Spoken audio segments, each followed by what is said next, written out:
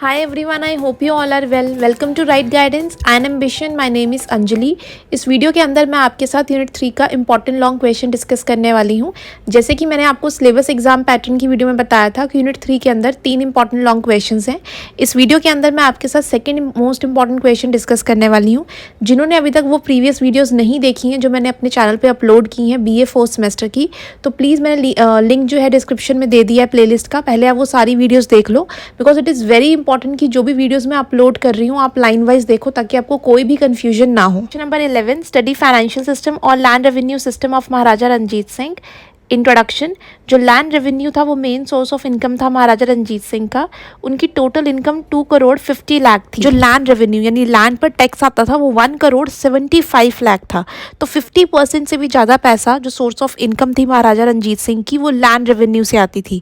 महाराजा रंजीत सिंह ने special arrangement कर रखी थी ताकि जो उनका लैंड रेवेन्यू डिपार्टमेंट है वो इम्प्रूवमेंट लेके आए और उनका टैक्स सिस्टम जो है वो और इम्प्रूव हो। उनके जो फाइनेंस मिनिस्टर्स हैं भवानी दास और दीनानाथ इस डायरेक्शन में प्रॉपरली वर्क करते थे कि ये जो लैंड रेवेन्यू डिपार्टमेंट है ये प्रॉपरली टैक्स को कलेक्ट करे और रिकॉर्ड रखे हर लैंड का। नेक्स्ट हेडिंग है methods of assessment. Land revenue collect करने के लिए सरकार ने कौन कौन से सिस्टम जो थे वो बनाए थे। तो सबसे पहले है बटाई system. According to this system government officers collect the land revenue by personally going to the farmers. इसके अंदर जो भी रेवेन्यू कलेक्ट किया जाएगा उसमें गवर्नमेंट ऑफिसर पर्सनली जाएंगे फार्मर्स के पास। जब फसल जो है पूरी रेडी हो जाएगी हार्वेस्ट करने के लिए यानी कटिंग करने के लिए वो पूरी तैयार होगी। It was a defective system. ये बहुत ही गलत सिस्टम था क्योंकि इससे जो था करप्शन बहुत ज़्यादा हो रहा था। जो गवर्नमेंट ऑफिसर्स थे वो लैंड रेवेन्यू तो काफ़ी लेते थे बट वो प्रॉपरली उसको सबमिट नहीं कराते थे महाराजा रंजीत सिंह को। तो ये सिस्टम जो था बहुत कॉस्टली था क्योंकि इसके अंदर काफ़ी सारे गवर्नमेंट ऑफिसर्स को अपॉइंट करना पड़ता था ताकि वो पर्सनली जाके फार्मर्स से टैक्स कलेक्ट करें। सेकेंड, कनकुट सिस्टम। कनकुट सिस्टम के अंदर जो रेवेन्यू था वो स्टैंडिंग क्रॉप्स के अकॉर्डिंग लिया जाता था। जब फसल जो है बिल्कुल वहाँ पर तैयार हो रही है, तैयार नहीं है बस वो रेडी हो रही है, उस टाइम पे टैक्स लिया जाता था। बट पॉइंट है नकदी और कैश। लैंड रेवेन्यू जो है कैश की फॉर्म में भी लिया जाता था काफ़ी सारे एरियाज में। फोर्थ पॉइंट है कुछ प्लेसेस पे जो है लैंड कॉन्ट्रैक्ट पे भी दी जाती थी जो उसकी सबसे ज़्यादा बोली लगाएगा। तो हाईएस्ट बिडर जो है उसको लैंड दे दी जाएगी कॉन्ट्रैक्ट पे कुछ महीनों के लिए। वहाँ पर जितने भी फार्मर्स हैं उनसे वो लैंड का जो टैक्स है वो कलेक्ट करेगा और टैक्स कलेक्ट करके गवर्नमेंट को जो है वो उसको सबमिट करेगा। अब यहाँ पर ज़्यादातर केसेस में क्या होता था कि जो कॉन्ट्रैक्टर्स होते थे वो फार्मर्स को एक्सप्लॉइट करते थे, ज़्यादा टैक्स वसूलते थे और सरकार को जो थे कम वहाँ पर जो है सबमिट करते थे। नेक्स्ट हेडिंग है गवर्नमेंट शेयर कि गवर्नमेंट जो है कितने परसेंट लैंड पर रेवेन्यू लगाती थी यानी टैक्स कलेक्ट करती थी। अब यहाँ पर जो रेट ऑफ लैंड रेवेन्यू है ये कॉन्ट्रोवर्शियल इशू है। इस पर कोई भी हमारे पास ट्रू फैक्ट नहीं है।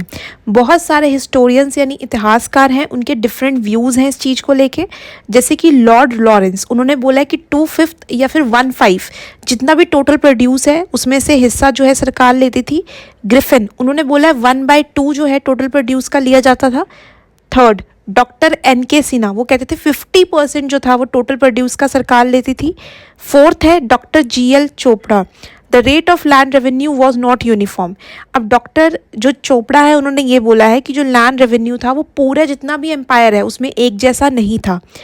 जो सबसे फर्टाइल लैंड थी जहाँ पर बहुत अच्छी खेती बाड़ी हो रही है, पानी की फैसिलिटी है, वहाँ पर टैक्स ज़्यादा लगाया जाता था और जिस एरिया में फर्टिलिटी नहीं है या पानी की सुविधा नहीं है वहाँ पर टैक्स अलग लगाया जाता था।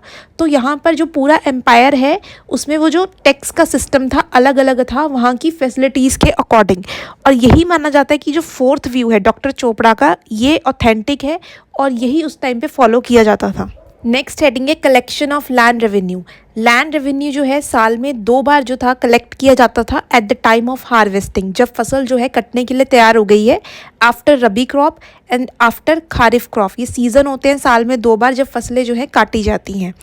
नजीम्स एंड चौधरीज मेनली परफॉर्म दिस ड्यूटी। अब ये लैंड रेवेन्यू टैक्स कलेक्ट करने का काम किसका होता था? नजीम्स और चौधरीज का। वो अपने पास 5% जो था लैंड रेवेन्यू रखते थे और बाकी जितना भी है वो एम्परर को सबमिट कर देते थे। अब यहाँ पर पटवारीज का काम भी होता था कि किसके पास कितनी ज़मीन है और उस ज़मीन पर कितना टैक्स दिया जा रहा है, ये सारा रिकॉर्ड उस एरिया का पटवारी रखता था। नेक्स्ट हेडिंग है merits of land revenue system. First point है, दो the rate of revenue was high still it was not beyond the paying capacity of the farmers. जो रेट ऑफ लैंड रेवेन्यू था वो काफ़ी हाई था, but इतना भी ज़्यादा नहीं था कि फार्मर्स उसे पे ना कर पाए। सेकंड, रंजीत सिंह का जो ये लैंड रेवेन्यू सिस्टम था ये बहुत ही प्रेजवर्दी और ब्रिलियंट था। थर्ड, फार्मर्स जो है उनको लोन्स दिए जाते थे जब कभी फेमाइन, सूखा पड़े, ड्रॉट पड़े या फिर कोई नेचुरल कैलेमिटीज़ जैसी सिचुएशन हो, और बहुत बार उन्हें जो है जो भी उन्होंने पेमेंट ऑफ रेवेन्यू देना है वो माफ़ भी करते थे एम्परर। नेक्स्ट हेडिंग है डीमेरिट्स। जो ये लैंड रेवेन्यू सिस्टम था इसमें कुछ फॉल्ट्स थी, कुछ गलतियाँ थी। First point, rate of land revenue बहुत ज़्यादा हाई था जिसकी वजह से फार्मर्स को एक्सप्लॉइट करते थे जो भी ऑफिसर्स उस एरिया में अपॉइंट किए जाते थे। सेकंड, ऑफिसर्स जो थे महाराजा के वो बहुत करप्ट थे, अपने पास पैसा ज़्यादा रखते थे और महाराजा को रेवेन्यू उतना सबमिट नहीं करते थे। Third, one uniform system was not in use everywhere. Her area में एक जैसा यूनिफॉर्म सिस्टम नहीं था। जहाँ पे फर्टाइल सॉइल थी वहाँ पे ज़्यादा टैक्स लगाया जाता था और जहाँ पे अनफर्टाइल लैंड थी वहाँ पर कम टैक्स लगाया जाता था। फोर्थ पॉइंट है, officers were cruel to the farmers. Officers जो थे वो फार्मर्स के साथ बहुत ही क्रूअल थे, इसीलिए जो फार्मर्स की कंडीशन थी महाराजा रंजीत सिंह के टाइम पर वो बहुत ही बुरी थी। नेक्स्ट हेडिंग है other sources of government income. अब लैंड रेवेन्यू को छोड़कर गवर्नमेंट के पास और कौन से ऐसे टाइप ऑफ वर्क थे जहाँ से उनके पास सोर्स ऑफ इनकम आता था। फर्स्ट है कस्टम ड्यूटीज़। महाराजा रंजीत सिंह के पास 16 लाख जो है एज अ कस्टम ड्यूटीज़ आते थे, मतलब वो इंपोर्ट और एक्सपोर्ट जो भी सामान किया जा रहा है उस पर टैक्स लगाते थे। Second, excise duty. ये टैक्स जो था जितने भी इंटॉक्सिकेंट्स हैं जैसे कि ओपियम, वाइन, भांग, इन सब पर लगाया जाता था। Third, income from judiciary, fines, thanks, cost of stamping, ये सारे सरकार के जो जुडिशरी सिस्टम है वहाँ से टैक्स आता था। Fourth, professional tax. चाहे कोई भी प्रोफेशन हो, हर प्रोफेशन पर टैक्स लगाया जाता था और ये टैक्स की रेंज 1 रुपी से 2 रुपीज़ हो सकती थी पर हेड पर एनम। और अलग अलग प्रोफेशंस जैसे कि artisans, blacksmith, weavers etcetera, इन सब प्रोफेशंस पे टैक्स लगाया जाता था। फिफ्थ, सॉल्ट माइंस, इन पर भी जो है टैक्स लगाया जाता था। ये सारे जो है सोर्स ऑफ इनकम में आते थे गवर्नमेंट के। नाउ एंड में conclusion, and it is very important to write the conclusion in the end. इससे आपका आंसर जो है कंक्लूड हो जाएगा। I hope you will find this video informative and helpful. If you have any doubt related to this video or syllabus, please comment below. Share this video with your friends and subscribe the channel so that you will get the notification on time. All the best achievers. Have a nice day.